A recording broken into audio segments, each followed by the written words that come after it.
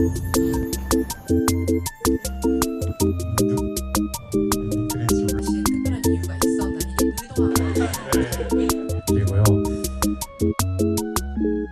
you guys all probably know, Hongjoong is listed as a music director for a film called Hallucination, which is premiering at the Jeonju International Film Festival. As both a film nerd and an ATINY, I decided a few weeks ago that I had to go watch the film. So yesterday when I heard Hongjoong would be making a guest appearance, you'd better believe I lost my mind at the announcement.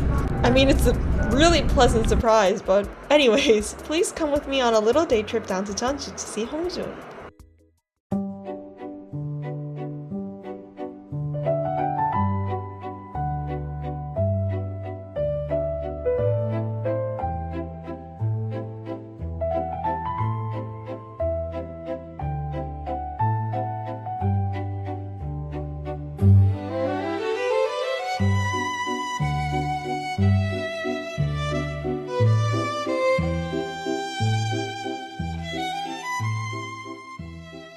So right now it's a quarter before 3 p.m, which means I have a little less than 3 hours to kill around the city before the screening, which starts at 6 p.m. I didn't do any research on the city, but thankfully I don't think I'm gonna have trouble finding stuff to do here.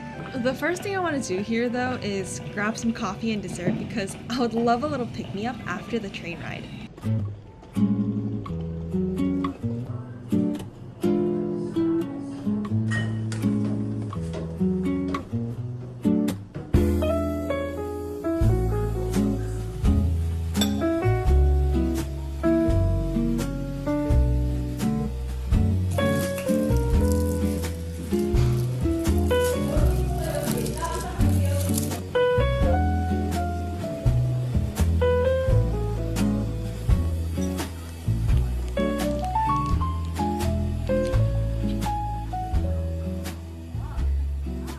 I just remembered that I forgot to write messages to show Hongjoong, so I'm gonna look for somewhere I can sit and write. So normally, people do this in large A3 size children's sketchbooks, but I don't own any, so I just brought a normal size notebook instead. But since I was sitting in the front row, I was hoping it would still be legible. First message I wrote to Hongjoong was 자랑스럽다 김홍중, which roughly translates to "You're our pride, Hongjoong." The next one I wrote was a general praise of the movie in case it seems like Hongjoong might appreciate that more. And then I ran out of ideas, so I wrote Hongjoong's famous meme quote, mostly because it felt appropriate for a celebration of Hongjoong finding his 847th job title. Afterwards, I walked around a little more, exploring the beautiful scenery that Jeonju had to offer.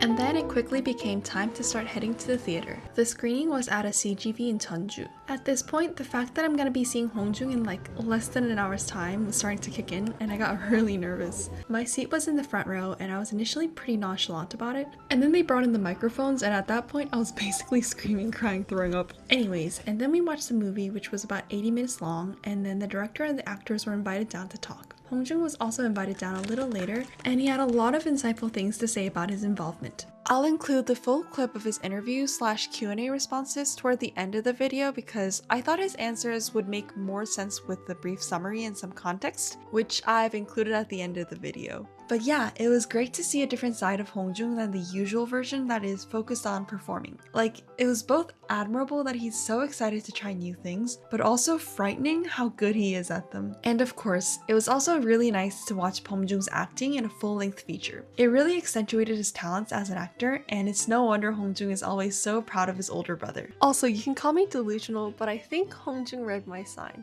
I don't know, likely not, but hey, a girl can dream a little, right? And then it was time to head back home, and unfortunately I couldn't get dinner because there were some things I didn't expect, such as the movie being 80, almost 90 minutes long compared to the 40 minutes that they advertised. Stuff like that I didn't expect, but I still made it to my train back home on time.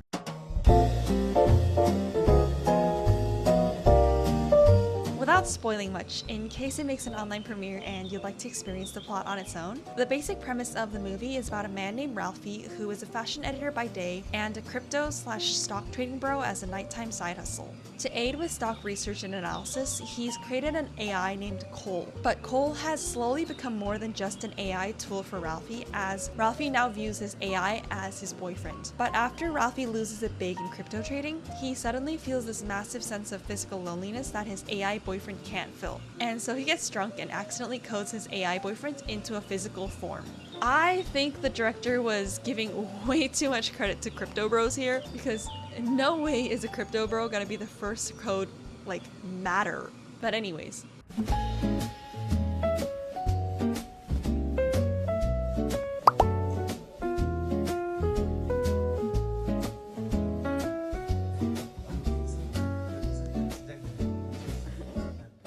안녕하세요.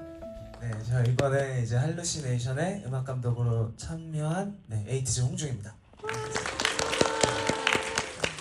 네, 우선은 저는 사실 영화를 이전에 이제 작업하면서 되게 여러 번 돌려봤었어가지고 저 같은 경우는 사실 음악 작업하면서 사실 저도 극장에서 영화를 이제 봤을 때 음악이 주는 이제 그 분위기를 압도하고 힘을 주는 거에 대해서 되게 많이 공감했었기 때문에 좀 디테일한 사운드들을 잘 구성하려고 노력을 많이 했고요.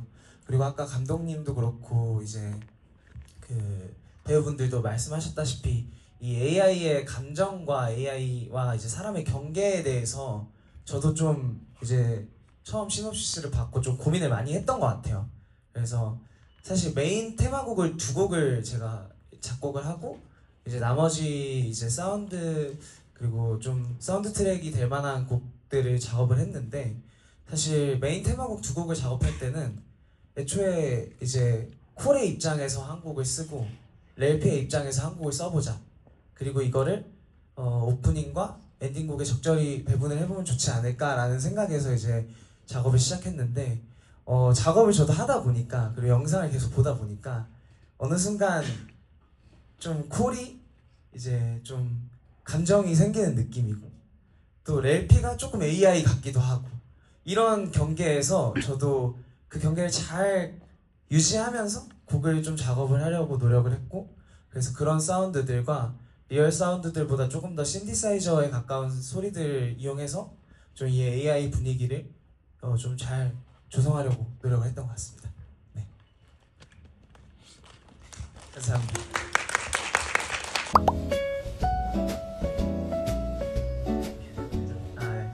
저도 너무 뜻깊은 참여였고 뭔가 저는 영화에서 주는 그 울림이 계속 있었어서 작업하면서 저도 이게 좀 오래 갈 것 같아서 앞으로도 일상생활에서 너무 생각하기 쉬운 주제라 좀 오래오래 머릿속에 간직하면서 이 기억 간직하면서 또 앞으로 좋은 음악 작업 많이 하고 또 에이티즈로서도 활동 열심히 하도록 하겠습니다. 감사합니다. 네, 안녕. I genuinely hope this doesn't come off as a biased statement, but I truly believe that the best part of the film was the music. Hongjoong created 2 separate songs for this film, and also included the instrumentals of NO101 part of the film. I won't spoil which part, but as an ATINY, this, I guess, homage to himself was so hilarious in an adorable way. The first song he created specifically for this film was Ralphie's leitmotif, and the other one was the ending theme song for the film.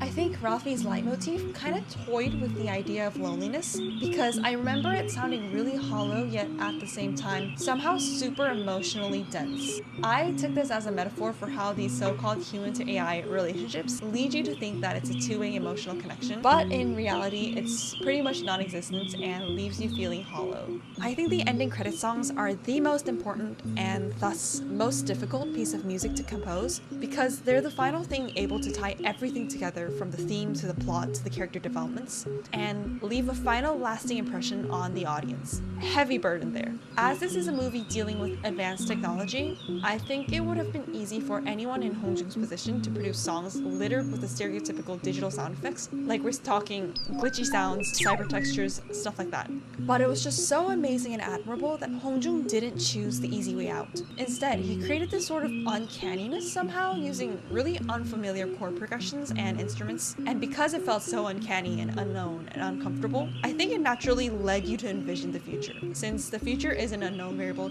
for all of us. The song also featured Hongjoong's vocals, and of course he ate, left no crumbs, nothing more to say there. I need this on Spotify, please. I just think it's a great song that works on its own as a standalone piece of art.